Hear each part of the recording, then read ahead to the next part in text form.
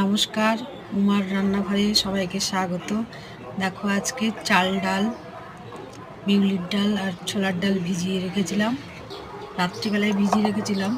দিয়ে এটা চিলা বানাবো বলে সুন্দর করে আমি বেটে নিলাম।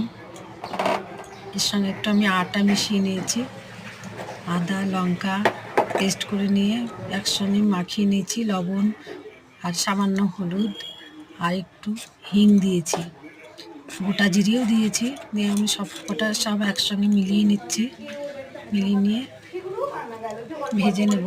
তার আগে আমি নর্মাল তাওয়াটাকে আমি লবণ দিয়ে একটু পুড়িয়ে নিলাম, যাতে ননস্টিকের মতো হয় তাওয়াটা। এটা খুব সুন্দর টিপস, তোমাদেরকে দিয়ে দিলাম। এই যে লবণটা একটু কালো কালো হয়ে আসবে, আমি নামিয়ে দেবো। তারপরে জল দিয়ে ধুয়ে সামান্য তেল ছিটিয়ে আবার মুছে নেব। এই যে একটা একটা করে সব ভেজে নেব। খুব সুন্দর এই চিলাটা হয়।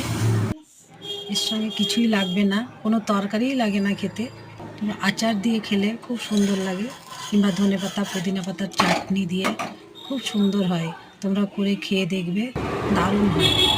কিছুই উপকরণ লাগে না, অথচ সুন্দর, এত সুন্দর নরম হয়, যে কেউ খেতে পারবে, কোনো সমস্যাই হবে না। Thank you. ভালো লাগলে কমেন্ট করবে, সাবস্ক্রাইব করবে, একটা লাইক করবে। ধন্যবাদ। খুব সুন্দর হয়, তোমরা একবার করে খেয়ে দেখবে।